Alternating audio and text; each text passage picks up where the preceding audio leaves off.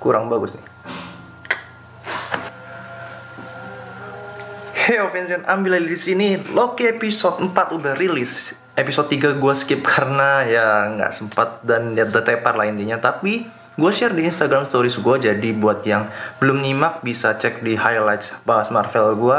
Di sana gue udah ngeduga bakal ada apa aja sih di episode 4 ini, dan ya nanti bakal gue tampilin tentunya di video ini. Dan banyak banget hal yang menarik di episode 4, apalagi udah dapet post credit scene. Jadi langsung aja kita ke pembahasannya, let's go. Pertama, kita nggak perlu lagi ya debatin soal karakter Sylvie ini, karena udah jelas bahwa dia itu tetap Loki tapi varian lain yang diculik semasa kecilnya tanpa alasan yang jelas oleh Ravonna.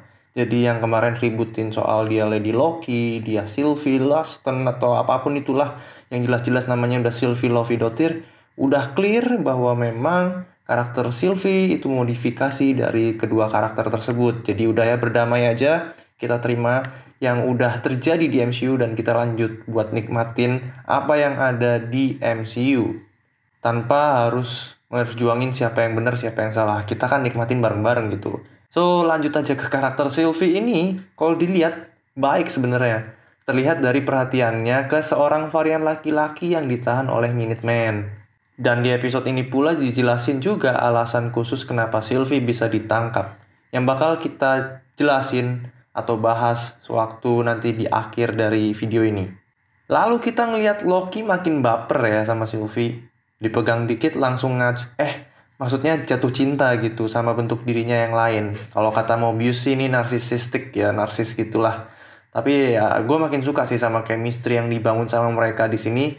Tapi menimbulkan kekacauan baru buat realita nih kata Mobius. Makanya mereka dijemput sama TVA. Momen interogasi, udah biasa lah ya, nggak perlu terlalu difokusin. Tapi kita nemuin fakta bahwa varian vampir pun juga diurusin sama TVA kata Mobius. Yaps, ini tentu ngereferensi ke karakter Blade yang memang sudah masuk project MCU fase baru. Tinggal nunggu bibitnya berkembang aja nih. Plus di sini ada karakter Lady Sif yang akhirnya dia kembali lagi muncul di MCU. Lompat ke momen Mobius mulai menyadari soal kebenaran tentang TVA yang diceritakan Loki. Mobius mulai percaya dan mau membantunya. Bahkan ngejanjiin Loki bisa jadi apapun yang dia mau. Makanya ada potongan adegan Loki di trailer yang berdiri di depan singgasana. Itu mungkin saat semua ini udah clear dan multiverse juga terjadi, bikin Loki bisa kemanapun yang dia mau kayak versi komiknya. Lanjut ke adegan persidangan dengan Timekeepers. Sylvie disebut-sebut sebagai anak dari Timekeepers juga. Bentar, berarti Ravonna ngejemput dia waktu kecil karena tahu bisa mengancam kekuasaan sosok di balik Timekeepers ini kalau timeline-nya dibiarkan berjalan, dan bikin Ravonna harus turun tangan langsung ngurus Sylvie, bukan orang lain. Bahkan Mobius pun minta buat ngeinterogasi dia, nggak diizinin, yang mungkin karena kedekatan dengan sosok misterius yang diduga Kang the Conqueror. Kalau di komik mereka memang ada love interest. Atau bisa juga Beyonder, yang nanti akan dijelaskan bareng waktu bahas mid-credit scene. Nah, sewaktu mau eksekusi Loki dan Sylvie, Hunter B-15 muncul membantu mereka berdua sambil bilang, "For all time, always." Gua merinding di sini. Kenapa? Gue udah pernah jelasin motif Sylvie ini di episode 2 udah jelas. Dia pengen multiverse itu tetap ada dan gak ngorbanin varian lain di luar Sacred Timeline. Karena Sylvie pun mengalaminya, makanya Hunter B-15 nyebut kalimat tadi, "for all time always", itu sebagai bentuk dukungan bahwa biarin aja lah semua waktu berjalan semestinya gitu. Seru abis sih ini, udah mulai ngereferensiin soal multiverse. Dan mungkin di episode 5 dan 6 bakal lebih luas lagi nih nguliknya. Habis itu Sylvie dan Loki akhirnya tahu kalau Timekeepers ini akal-akalan aja.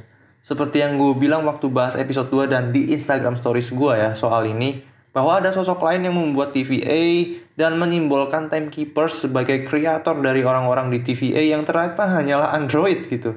Tadi kita udah nyebut dua karakter yang mungkin Kang ataupun Beyonder. Kalau Kang udah dijelasin alasannya tadi, sekarang kenapa Beyonder, dan juga kita sekaligus bahas mid-credit scene ya. Mobius, Loki, diprune ya, atau dibuang ke dimensi lain.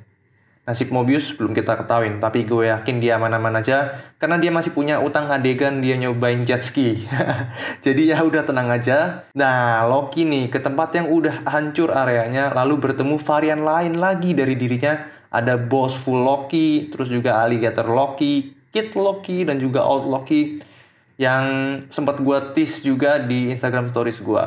Mereka bilang kalau nggak mau mati, ikutin mereka yang mungkin udah kebuang duluan dan berhasil bertahan hidup di sana. Nah, kalau dilihat dari latar belakangnya nih, seperti tempat yang dibangun oleh Beyonder sebutannya Battle World. Area ini dipenuhi dengan berbagai champion yang saling bertarung. Mungkin cuplikan Vault Loki yang disergap bakal muncul di episode 5. Makin gak sabar nih lihat keseruannya nanti. Nah, itu dia yang bisa gue bahas dari episode 4.